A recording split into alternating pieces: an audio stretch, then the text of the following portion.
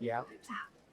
All right, this is our last panel for the night, and we have our candidates for Secretary of State. We've got Vernon Jones, Kelvin King, Ted Metz, and Gabe Sterling here tonight. So as we've been doing with all the panels, we are going to have 1 minute for your opening statement. Again, we're going to have a 30-second warning as well as a stop at 1 minute. So please try to keep into 1 minute, and we will go ahead and start with Mr. Vernon Jones. Your opening statement, please. And there's a mic right there. Thank you so much for having me, Madam Chair, well, not the chair, but moderator, Madam Chair, esteemed members of this group, and all of you who are here today. Thank you so much for having me. I drove 5 hours to get here, so yeah, 1 minute opening statement, almost unfair, but that's okay. But let me tell you, I'm here because this group is one of probably the most active groups in the state of Georgia. Your book count means a lot. And so what book the year to be here. With that being said, you know, I'm a very unique candidate. I've been in public service. I've been in the private sector. I've owned my own business. I know what it's like to vote. I know what it's like to actually run a government. I know what it's like to run a business. I believe they're two different things. I also had opportunity to manage, and I think the biggest issues as you look at Secretary of State's office has been a managerial issue, a leadership issue. Also, there's going to be a couple of remedies. One going to be through executive orders, but others going to require some legislative actions. But more important, make sure that we provide top quality customer services, address those bovis, and stop. And she raised her son. Here. Mr. Kelvin King, your opening statement, please. Sure. Hi, thanks. It's great to be here. I'm at home. I attended Cobb County Schools, elementary, middle, and high school. Graduated Kettlebrook High School.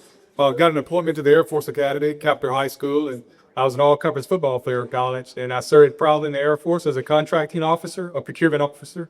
After my Air Force career, I went into corporate America. I did well in corporate America, won awards, turned offices around, and I felt so good about myself that I decided to start my own company. And I started my construction company about 13 years ago, and now we have 3 locations in 3 states. I have over 30 employees, over 300 subcontractors. Why am I telling you this? Because you need someone with experience in this role. This is a business-oriented role, and you need someone in this role that's leading that understands business formations, business experiences, and what it takes to run and start your business.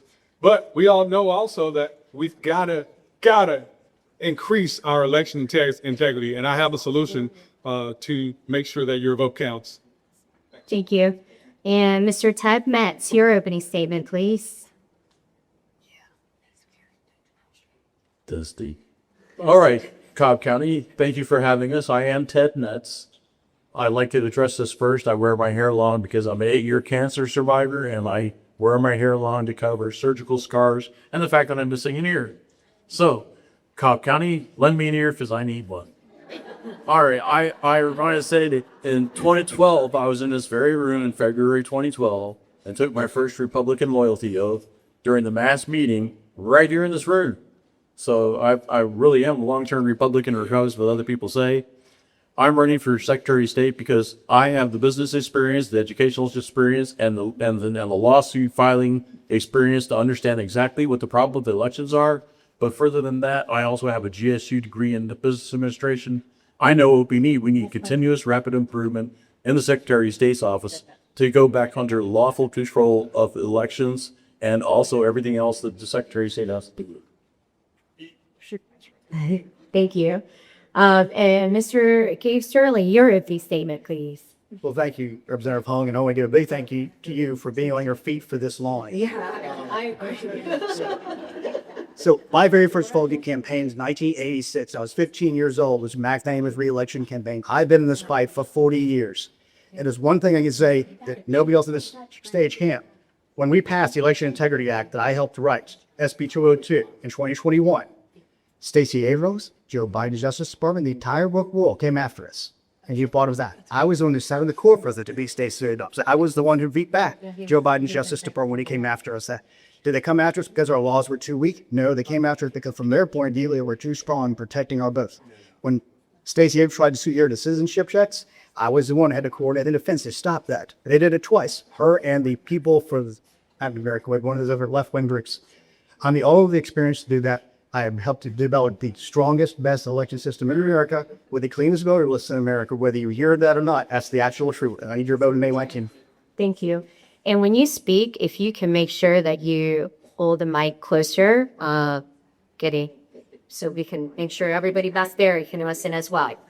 All right. So speaking of bills, SB 214 was the election reform bill this session, and it had an optional hand-marked paper ballot as well as our electronic system.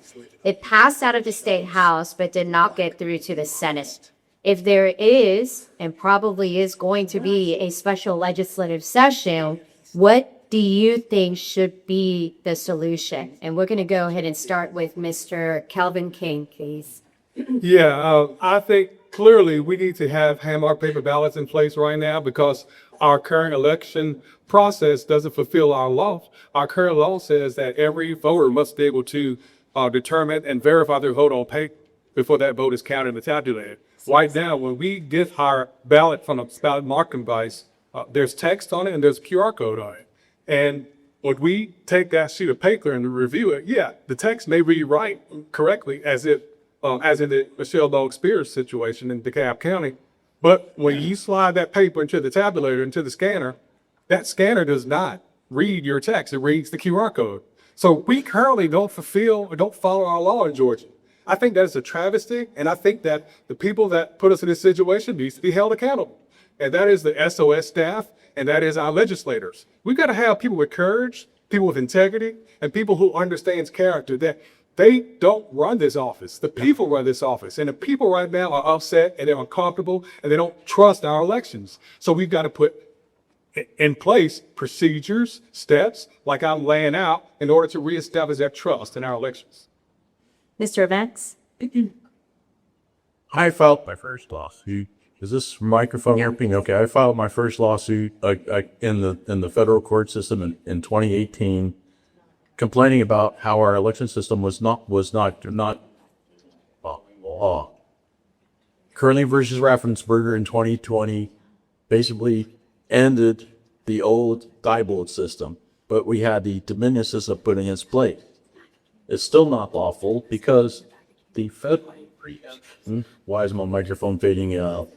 There is a federal preemption when it comes to elections that basically says that all elections for representatives shall be on paper ballots, written or printed, marked in pencil or pen, or by machine, all others being in no account. In 1899, when they passed that law, a machine was a lever machine. There is nothing authorized in any of our law, either federal or state law, that authorizes anything but a lever machine. And to fix it, all we need to do is throw it in the dumpster. Mr. Sterling? There's two paths that we can take. We do 214, which essentially does kick the king out, I guess. The reality is a scanner is only reading black and white on paper. When you put your hand-marked paper ballots in, it is reading a coordinate. The QR code is doing the same thing. It's reading a coordinate. One of the easy, most elegant solutions is we can actually count the ballots with the written words. And we did this in 2024. This showed that 100% of every single ballot that was cast actually was correct and matched the QR code. The only place that didn't have matching was hand-marked paper ballots. Hand-marked paper ballots is what Stacey Abrams has wanted to do forever in this state. She has every single one of her lawsuits. That was her resolution, was to have hand-marked paper ballots. It is one of the most insecure ways to vote. And when you look back to 2008 Senate race in Minnesota, it took them 6 months to figure it out. It was the Liberal Lawyer Full Employment Act.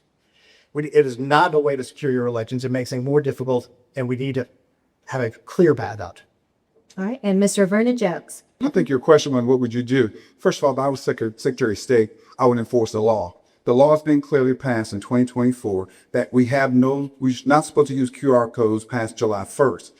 We had 2 years to get that fixed. Where was the Secretary of State? Asleep at the wheel. I would have been at that moment moving forward with going on with removing the QR code. Now, someone said that, well, the government didn't put enough money in the budget or to the legislature. Again, my experience, I understand that legislature. I would have filed suit right then and there, hold somebody accountable, have the legislature either come back in and address this issue. By the way, I issued the first press release calling the governor to call a special session to address this issue, but also file a court case. The Secretary of State can file a court case that the law should be acted upon, and it has not been acted upon. That's taking executive action. That's understanding that legislature, how things work. And as you know, the Senate did have a bill, amended that bill that would address a lot of these issues, but it died in the House. That's why I keep saying you can run a business, but running dump is a totally different thing. Two different issues, two different bodies. All right, let's talk about the Securities Division of the Secretary of State's office. As you know, that division regulates securities and protects Georgians against investment fraud. Unfortunately, recently, we've seen some fraud schemes taking earnings from hardworking citizens. What do you think needs to be done in order to prevent this kind of activity in the future? And we'll start with you, Mr. Metz. Thank you. First of all, I'll say that I am a retired financial professional. I had the Charter Senior Financial Planner designation. I've had my Series 6, 7, and 63 license. I've done a stockbroker, etc. So I actually understand the whole business model because I've been out there in the field. What we have going on right now with the scammers and such is such that we don't have a good reporting system that I know of, and that would go through the Attorney General's office anyway. But regulating the businesses is as simple as looking at the business licenses, looking at the people who are getting complained about, and then yanking their licenses and then fining the crap out of them until they stop doing it. All right, Mr. Sterling. I agree with the fine the crap out of them, obviously. And we did just pass a new law that allows, before all the fines went to the general fund, now they actually go to the victors. And what we saw with the First Liberty Building and Loan in Noonan was the fact that someone used their Christian faith and their support of conservative values and Trump values to con people to the tune of $140 million. And we were able to negotiate, in my old office, we were negotiate a settlement with Bankers Trust because one of their brokers was the ones who were steering people into this. We need to have more enforcement on a lot of this because part of the issue we have is the budget for the Securities Office was $800,000 until last year, $1.1 million, I believe. We passed another law called the SPEAR Act, which is to defend seniors from banking fraud. Because before, bankers, if a senior calls and said, move my $50,000 to somebody in Nigeria I don't know, they had to. Now they have the fiduciary responsibility to notify all of this. The first year we did 100, last year we did 500. We need more enforcement to make sure that nobody gets scammed. All right, Mr. Jones. Yes, I don't think you have to wait till the news media reports something before you take some action on it. There should have been measures in place. There should have been open and access that the public can actually report it. The problem they're having where they're being taken advantage of, and the Secretary of State's office take action, either through the district attorney or going to the U.S. prosecutors. Go after those criminals. You know you're doing, but to wait until it hits the media, then all of a sudden you want to respond, that's a failure of action. That's a failure of leadership. You want someone day one again to understand the process, that can go straight to the heart of the problem, let people know, look, we're not going to tolerate this. And if you break the law, if you take advantage of people, you're going to go to jail. You have to have a strong Secretary of State, a strong executive that understands how to enforce the law and hold people accountable. And Mr. King. Yeah, I think that's an example of poor leadership. The bottom line is that the Secretary of State's office is responsible for administering the Georgia Securities Act. And if you don't have the proper leadership, you're not going to have the proper output. You're not going to have the proper performance. And in this case, what I'm going to do as the next Secretary of State, I've got to change the whole mindset of that office. The office is not an office of performance. Unfortunately, the last 8 years, it's underperformed in elections, in securities, and in business formations. So what I'm going to do is I'm going to implement Air Force core values in the new Secretary of State's office. We're going to have core values of integrity first, integrity first, service before self, and excellence in all we do. That's what we're going to start with. Then we're going to build on it. When it comes to securities, the First Liberty Building and Loans debacle was because there was no oversight. They had gone 10 years without having a license reviewed or renewed. That's the SOS's problem. And anybody that was responsible for that office during that time, that's your problem. That's your fault. You have to do the job. You can't sit around and expect for other people to do the job for you. You got to administer the Securities Act and administer truth and character and integrity. All right, thank you. So we've talked about the Elections Division, the Securities Division under the Secretary of State, but there are other divisions of the Secretary of State. So do you have any specific plans for those other divisions? And we'll start with you, Mr. Sterling. Well, there's two big ones that I would like to expand on. The investigations unit, because right now we have about 22 investigators for licensed corporations, elections, and they're spread over all those items. Another thing is corporations. We've had the same corporation system now for about 14 years. And we've gone to the legislature to try to get funding every time to replace it. We've done 2 capital projects on the licensing side and obviously the voter registration side. On the licensing side, we've been able to get, as an example, nurses. When we got there, it was 100 days to get a nursing license. And then we got to 48 days with this process improvements. Then with our new gold system, we got down to 10. The team came back and said, we can do it better. We got down to 6. We got renewals from 4 days to 1 minute. So we made a lot of improvements on that front. We want to make it easy to do business and have as much customer service friendliness as we can. And I think what we should try to do is do a golden record. When you have one set of information you've given the government, you don't have to go over and over again and do it. You have to work with state and local government, county, and cities to make that happen. All right, Mr. Jones? Again, this is a management issue, but part of the problem are the board members themselves. Those boards are appointed, they're political appointees. You don't know where they meet. You can't reach them. You can't contact them. You can't complain about anything. And by the way, maybe, no disrespect to Sterling, maybe you can get renewals in a minute, but apply for your license from the very beginning. It's 6 months, 8 months, sometimes a year. You try to call that number. This is day 6 or 7. I'll call the Secretary of State's office trying to reach someone. Business day, cannot reach anyone, any of those boards. And I ask you right now, go to the website. You can find those board members' names, but you cannot find their email address or anything or when they meet. So I want to regionalize this whole thing. We got to start making where it's accessible to people, where people can actually go and talk to someone. Someone's answering the phone. And those board members, they need to be held accountable. We need to publish what their schedules are, when those meetings are taking place, to make sure they're held accountable, because that's the biggest gridlock. And you know what? I guarantee a 30-day license, if you apply for your license, if you don't get within 30 days, we give you a provisional license. We have to make sure that the government's not standing between you and your paycheck and your professional license. Mr. King? Yeah, I actually carry a license. I'm a licensed general contractor. I've had to go through the process. And when I first announced, I went to the AGC, the Associated General Contractors, and asked them, how can the SOS service you better? And they said, well, first, take some responsibility, SOS. SOS shirks their responsibility off to the AGC. The AGC is doing their job. That is not okay. The boards have a purpose, but the Secretary of State's office has a purpose as well. So under a King administration, what I'll do is I will implement what I call industry liaisons. An industry liaison is just a person that'll help navigate business. Whenever someone calls to get help on the website, their license, their business formations, they have someone that can help navigate it. Because as a small business owner, I know how hard it is out here in this marketplace. It's no joke fight. I don't want to have to fight my government too, just to follow the rules that they put on me. So the Secretary of State's office has to be a partner to our business. And my business mindset and my goal, my plan will lay that out to where we're a partner with our industry. All right, and Mr. Metz, your plans for the other divisions of Secretary of State? As far as business licensing and professional licensing, remember those are 2 different things. Getting a business license should be really easy as long as you have the money to pay for the business license will be get a business license. But somebody should take a look at your actual business model and see if you're actually legitimate. That's one of the things that we have in Georgia that's not being very well oversought, if you will.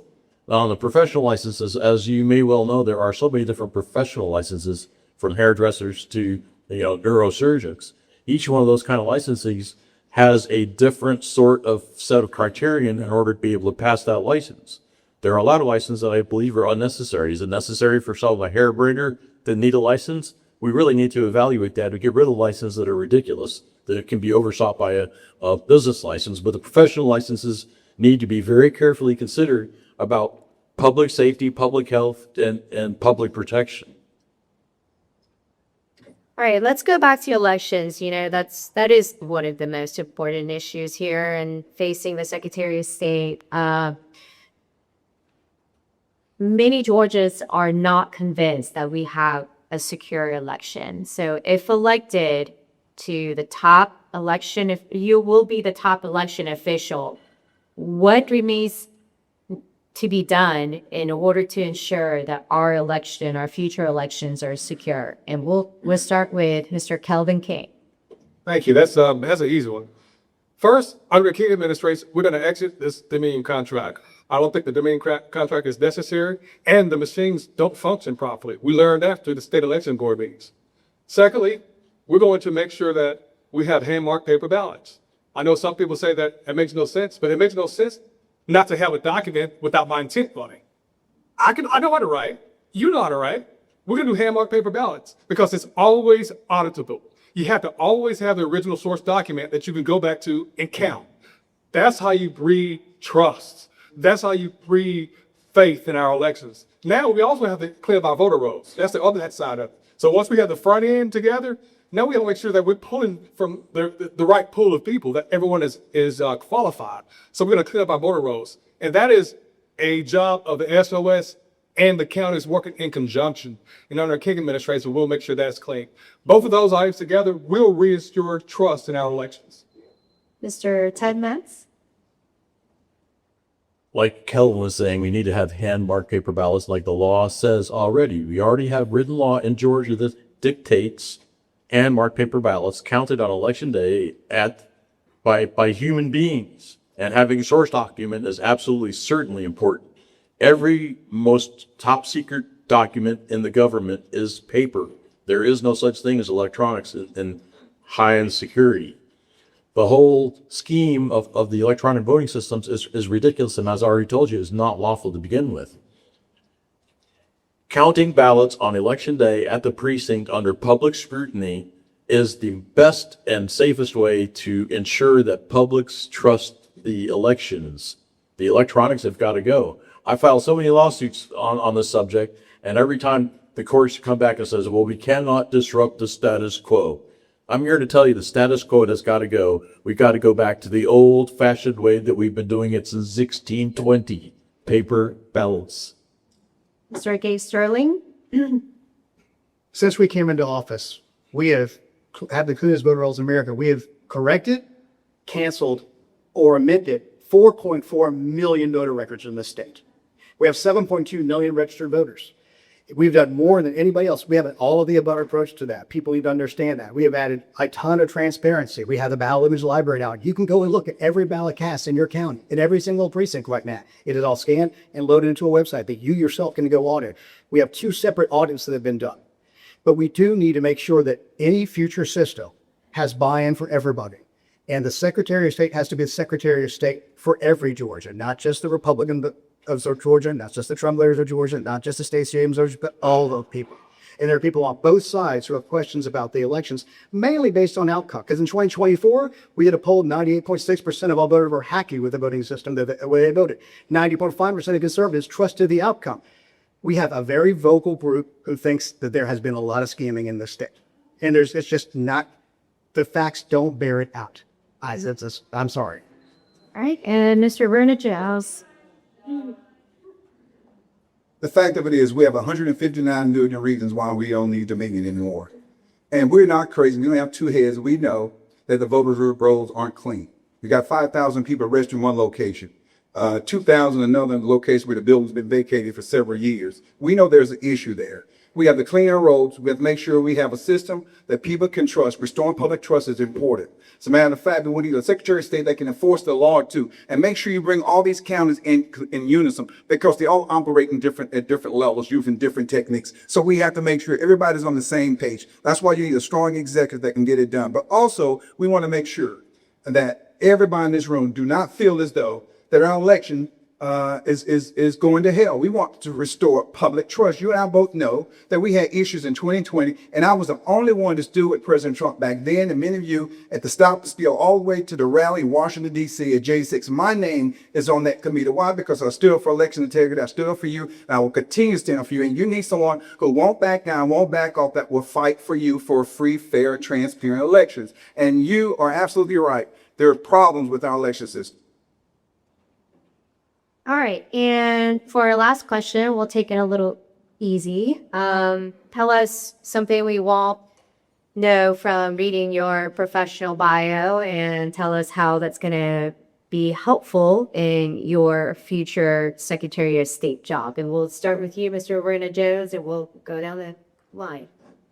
You know, I've had to run a government. That's important, because you need a chief administrator in that job. I've overseen election. During my team, we didn't have issues with elections. Me working as a small business person, me also working in the legislature, I understand that environment, how to get things done. You know, I'm telling you, President Trump would tell you, running a business And running the government is two different things. You have the legislature there, you have the courts there, you have all these other things that will block you. That's why you have to provide the right type of leadership, the right type of temperament to understand how to run operation, to make it efficient, make it effective. And so me working in a small business, and also as a small business person, I know it's like a stand in line, but also I had to issue permits. I had to make sure that people get their business license. I had to do that. I understand that. And time is essence. That's why I keep saying the government should not stand between you and your lifestyle, holding up your profession, holding up your paycheck. And we have to make sure that everybody feels, though, in Georgia, that the Secretary of State office is responsive, it's efficient, and it's effective, and it's delivering the type of services that you pay for. And not use that office as an ATM to constantly get money from you when you don't have application. Okay, there you go. That stop sign stops you in your tracks. Okay, so the question was something, I guess something interesting about us. Yeah, something we will stick it in the Okay, federal cool. fire. I guess I can share something about me. I have an interest in nature and wildlife, and I'm going to tie it in just a second. Nature and wildlife. And frankly, after I fulfill my role as Secretary of State, my wife and I, we're going to go up to North Georgia in the woods. We're going to homestead. We believe that God put us on this planet, and this planet can provide all our needs. So I'm looking forward to doing that, fulfilling that. So I'm really excited about it. But, at the same time, I understand that I have a job to do. I believe in Matthew 25:14, that's a parable of the talents. Basically, whenever God gives you skills and tools and talents, he expects you to do something with it. There's no other candidate that's better qualified for this role than myself. My background, my procurement background, my business background, my elections understanding, and my ability to lead. The only proven leader here. So I look forward to sharing what I've learned and putting that into the Secretary of State's office so that we can all benefit from it. What you don't know about me is I spent my entire life learning and serving the public. I have been a servant of God since I was a very young child, and I know that for a fact because the light of Christ burns deeply and strongly in my heart and leads a path in front of my feet. And everything that I've ever done in my life, from naval service through being a contractor, through being a business owner, and everything, all my educational background, my work experience has led me to this point where I am truly the most qualified candidate for this position. And if you go to my website, tedmetz.com, you'll see the narrative of everything I've ever done. And one of the things that I have to really strongly say is that in 2020, we had over 9 million votes for the presidential election. And now we only have 7 million registered voters. I just don't get that.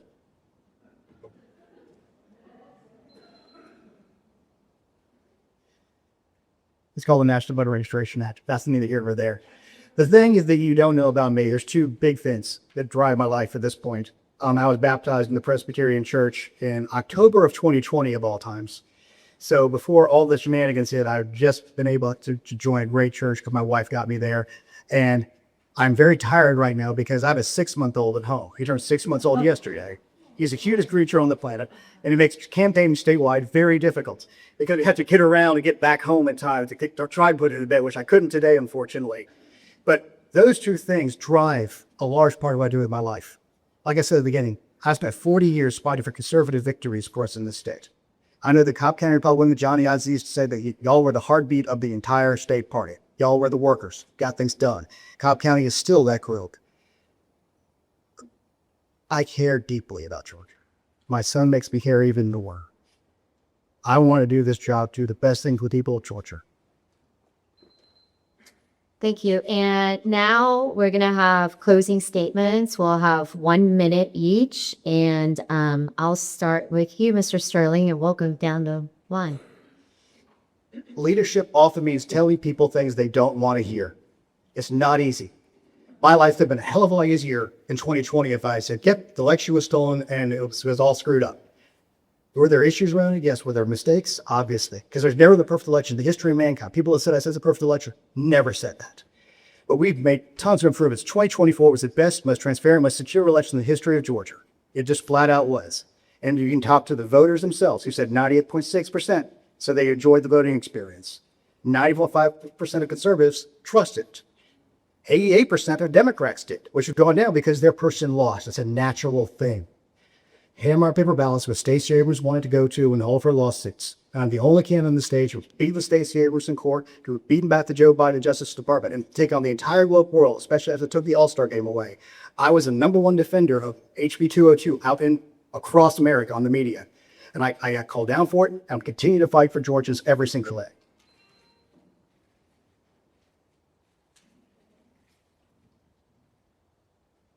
I am the only candidate on stage who actually got the course to actually do something about election machines. If everyone remembers from 2020 until last election cycle, the poll tapes or the tabulator tapes that came out said, we, the undersigned, certify this election under the Local Authorities Election Act, which is Canadian law.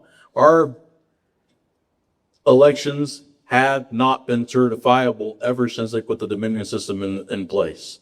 So, with that said, we're about to celebrate our 250th anniversary of the Constitution, and I think it's really time that we reunite with the concepts and the precepts of the Constitution that we, the people, are the government. We don't need leaders. We need servants amenable to the will of the people, because the people are the government.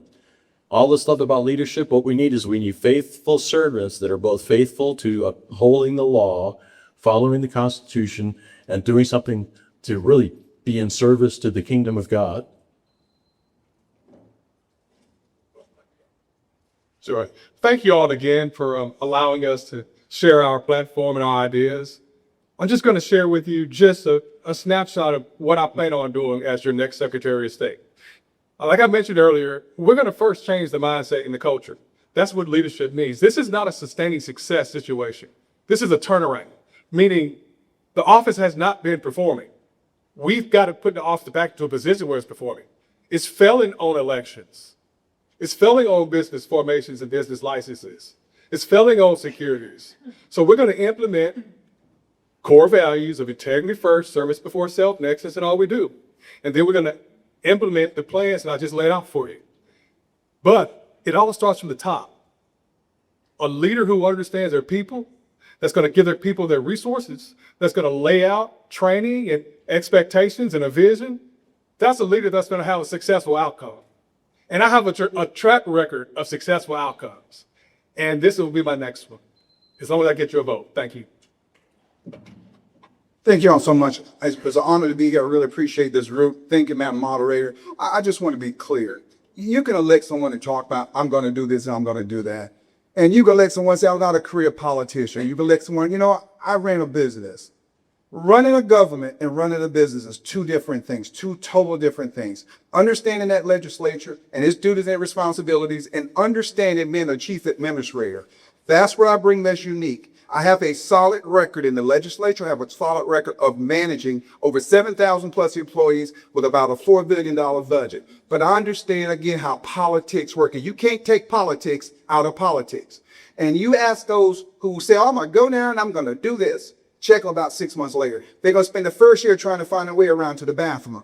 They will get eaten alive down there. You want someone that's smart. You want someone that's a fighter. You want someone on day one that can hit the ground running and be effective. Straighten out that board where those people are getting their responses back, getting their license on time, and making sure we have a free, fair, and transparent election. Thank you all so much. I appreciate being here. Thank you so much. Well, thank you all for being here. I'll tell you, I can feel the energy from them while I'm standing next to them. So thank you for the time. Thank you for waiting till the last panel. Again, our candidates for Secretary of State, Vernon Jones, Kelvin King, Agnes, Gabriel Sterling.